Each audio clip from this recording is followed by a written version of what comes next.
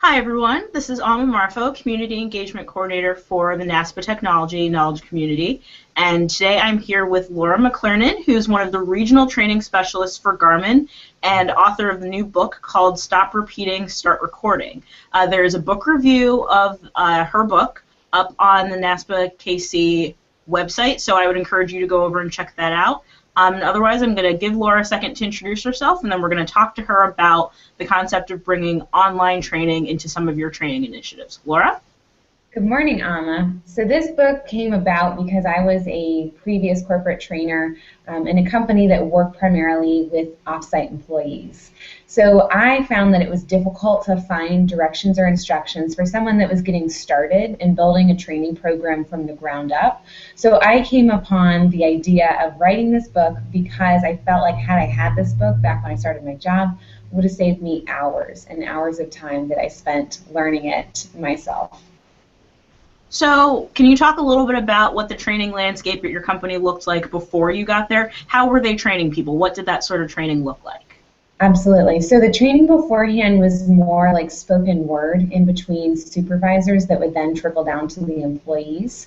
And it was a company that was growing fast. So it was difficult to scale the training and the word with how constantly we were hiring new employees and opening new offices. So they really needed a formalized system that they could log on to and have the resources be available. The other big difference was the fact that people were taking files and just sending them through email attachments. And I found that that's not the most effective method because there's different versions, things get updated, and then you're relying just on someone having a bunch of files saved on their documents or on the server for that particular office. So by having things online, you can create a live library that is flexible, and you can update it when you need to and have resources be updated, changed, modified when new processes come about. And since it is 2015, you and I both know things rapidly change with technology. So what process you were using or programs you were using 1-2 years ago can be completely outdated in your company. And so there's a need to have a very flexible training system. I like that. I think that definite flexibility is something that we talk about a lot when finding technological solutions to problems. And I think the training that you're talking about, even though it's in a corporate environment, isn't a lot unlike the kind of training that we're trying to do. A lot of things still go through email. A lot of things are still repeated when people get there, and we just kind of trust that they get it. So yeah, I feel like in many ways the higher ed landscape for training and the corporate one weren't all that different when you got there. So now let's talk a little bit about how you decided to go through and digitize that part of the process. Was that something that your supervisors came to you with, or was that an idea that you had? How did that process look? Oh man, it was a process indeed. So initially I thought to myself, well gee, I'd love to have a website where people could go and get this information, but of course it needs to be a secure website because we certainly wouldn't want our competitors to log in and see our training information. This was a private company. But I had no web experience. I knew how to bold text in HTML, and that's about it. So for me to build a website, that was going to be really difficult and very high in my learning curve.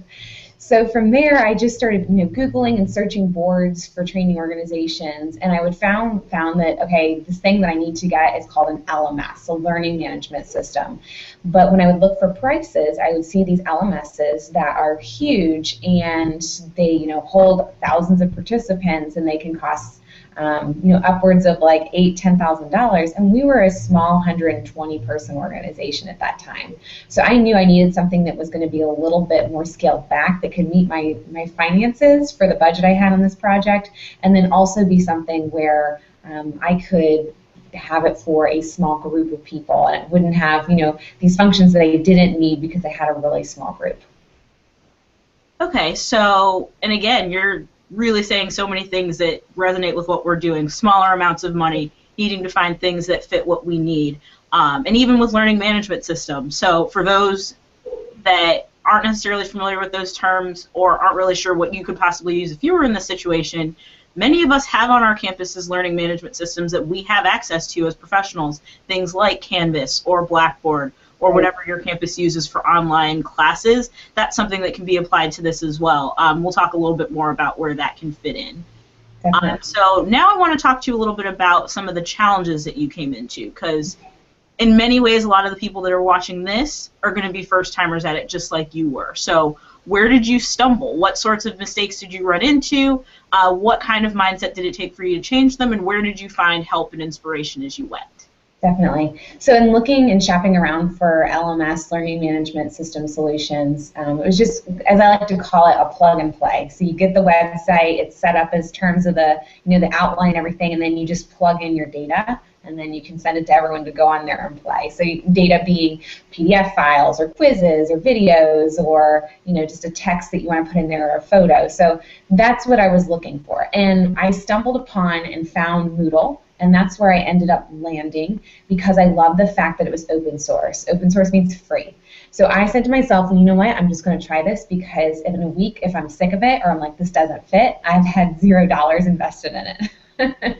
So I went ahead and selected Moodle first. And Moodle, the good thing is that it's free. The bad thing is that you don't have a 1-800 support number to go with it. But because it's free and open source, there are a myriad of blogs and posts online where you can just Google when you need something, like how do I bulk import users on an Excel spreadsheet.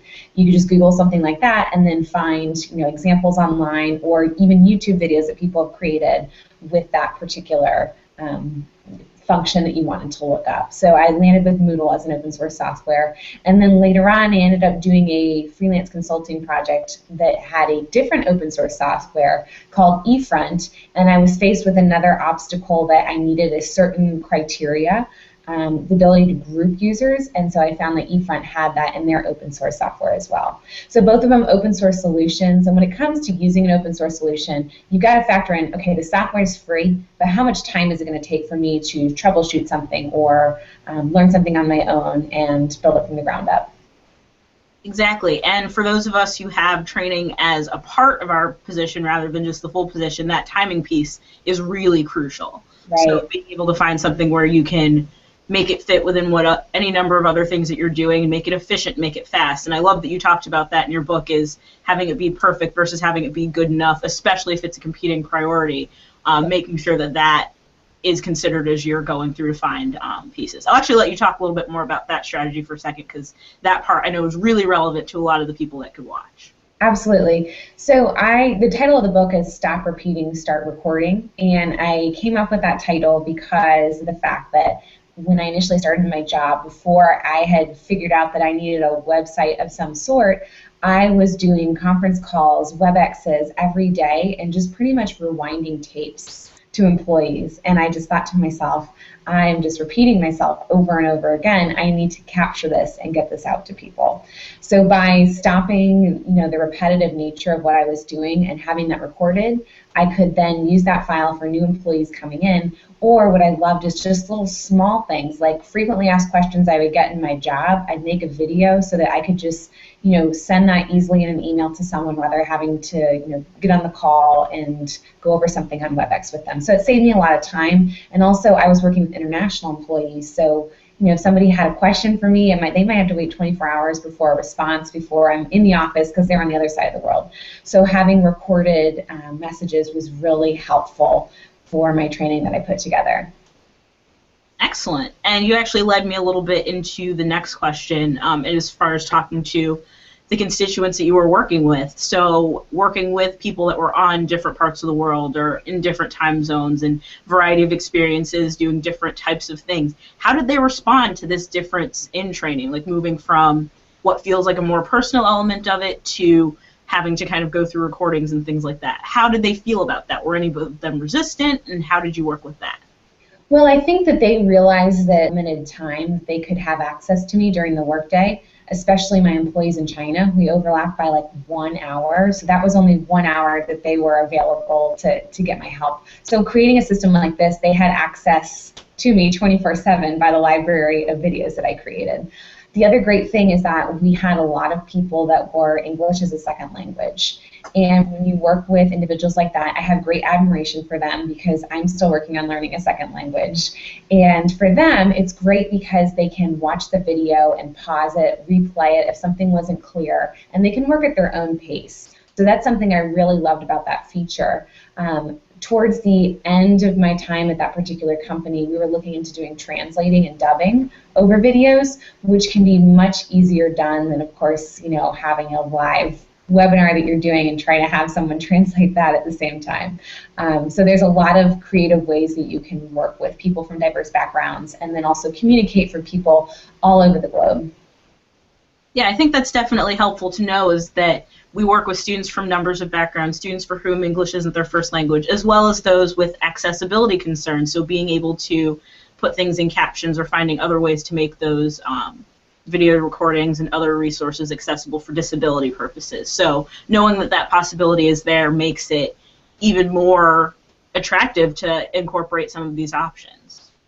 So let's talk a little bit more about maybe blending some online training with an in-person element or with a live element, so to speak. What would you recommend for those of us who maybe either don't want to fully let go of the live training portion or maybe aren't supported by higher-ups or constituents to be able to do that? How do you blend both so it's an integrated system that has that feel of live support as well as recording for, as you said, efficiency purposes? Right. So in my previous position, I did do a lot of blended learning. I would say it was 95% online, 5% in person. So I did see the people eventually that I was training, or occasionally we have a large hiring and I would go and do the training there in person. So with blended learning, I think it's great to think about, as I like to call, and solutions. So it's not either or, it's like you can blend things together and make a good balance between them. So for example, let's say that you've got a student group that you're meeting with and you're going over a complicated process. Maybe you go over that in person to do like a general introduction, and then if there's something that they need to do or a follow-up process later, send them a link for a video so that if they, a week from now, they actually sit down to do the task you asked them to do, and they can't remember, step 3 of the process, they've got a video there that they can reference, which is really nice. You could also just take the topics and divide it up and say, okay, you know what? When I've got a computer process I want to go through with my students, I'm going to have that be all just a screencast of my desktop. And then when it comes to an in-person element or some sort of communication that I need to have my students know in person, I'm going to save that for when I have that process where I have my students, all in the room and I can gather them and talk to them about whatever it was that you need to train them on.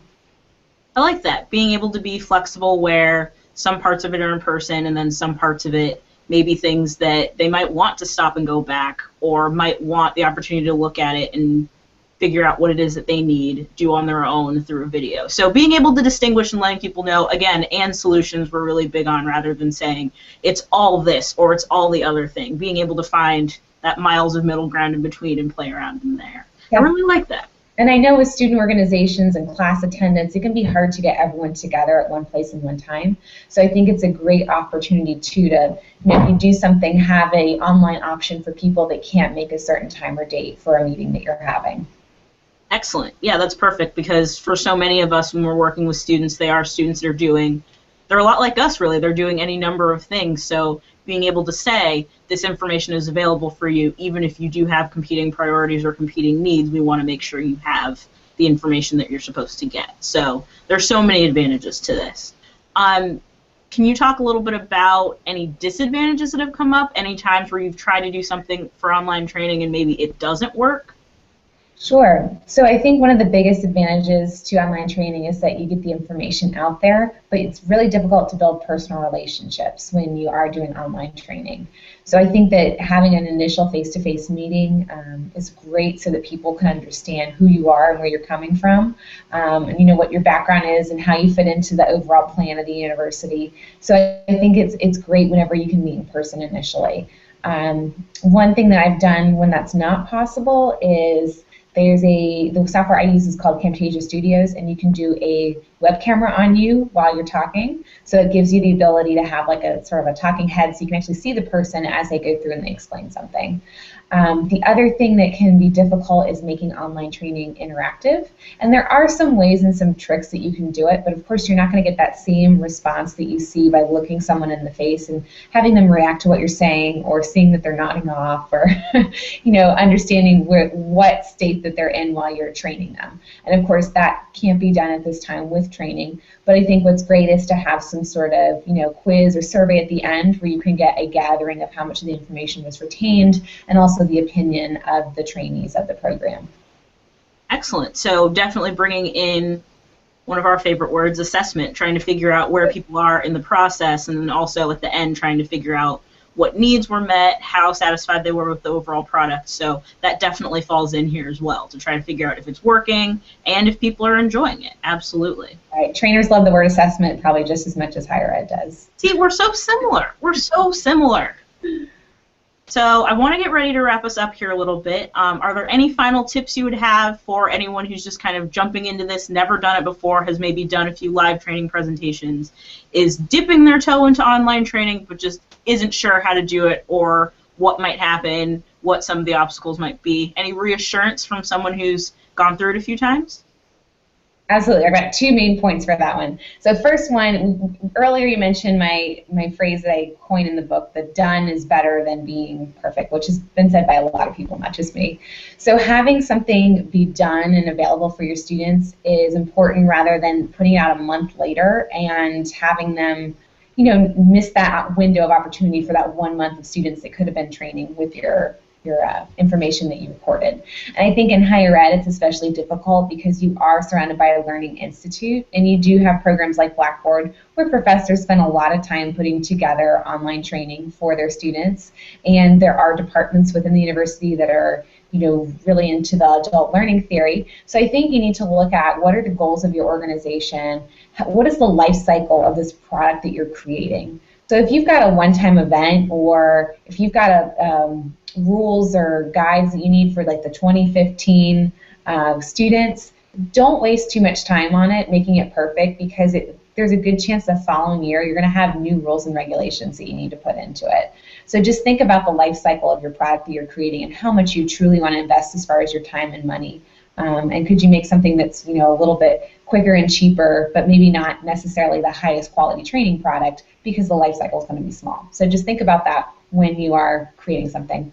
Other point that I want to make is the fact that there's a lot of great information in my book on this, but I love things like YouTube for posting videos because you've got the count at the bottom of the screen. So let's say that you record a process and you send it out in an email to your student organizations and you want to know, okay, what was really the number of clicks on this and how people actually watched it. And you can actually see that number on the bottom and understand your response rate for how many people are watching your video, which is awesome just to see how effective it is. With emails, you know, if you've got an email marketing program, you can see the click-through rate. I have a feeling you guys do inter-university emails where you wouldn't necessarily see that information.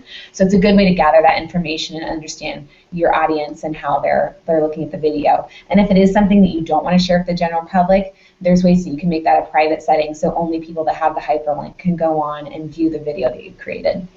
Don't be shy, just get out there and put your best foot forward in making these videos for your student population so that they can understand what's inside your head and get a good view of what you want them to do. So I would say just go out there and try it. You know, you can always come back to the base camp and say, okay, this is something I need to do differently next time, or I could have done this better, or, you know, we didn't get that great of a response rate on watching these videos, so how can I better market my training and get students more involved in the training program? Sounds good. So what I'm hearing is jump in, use some of the tools that are available to you for free to do some of that analytics and assessment work that we know that we're trying to do, and be flexible. Just be ready to kind of move things around, change them up if needed, and being responsive as we always are to the needs of the students that we work with. Definitely, and like you said, the free word. I love everything that's free, 30-day free trials with a lot of the software, and just free programs and free little tools that you can use to get started. And I've included some of those links in my book that are really helpful for just getting out there and just trying something one afternoon and seeing if it works. So I'll let you plug the book for a second, since I know you can tell everybody where it is and Sure. what type of information they can get from it. Go ahead. So in keeping things simple and brief, the book is approximately 65 pages long. It's an ebook self-published on Amazon and is available for $4.99. It came about, so I talked earlier about how the book came about, but really when I did my consulting job, I had to train someone how to do what I had done over the past 4 years. And since I was getting paid hourly, I documented that, and it took me 30 hours to communicate what I did in 4 years. So at that point, I was like, oh, this could be a book. So that's when I wrote the book. So she can communicate 30 hours over 4 years to you in 65 pages for $4.99. That's right. That's why I was like, man, if I would have had this in 2009, whew. Exactly. It would have changed lives, and now you're giving people the opportunity to skip some of those hard-earned lessons for you and Right. just kind of jump in and try it out. Yes, definitely. All right. Well, thank you very much to Laura McClernon, Regional Training Specialist for Garmin and author of the book Stop Repeating, Start Recording, about online training. And I look very forward to hearing stories from some of our viewers and members about how they incorporate some of the strategies that you provided. Thank you so much, Amma. My pleasure. Once again, I'm Amma Marfo. I'm the Community Engagement Coordinator for the NASPA Technology Knowledge Community. Please feel free to reach out to me on Facebook or Twitter via email if you have any questions, suggestions for upcoming guests, and I look forward to sharing more information with you real soon. Have a great day.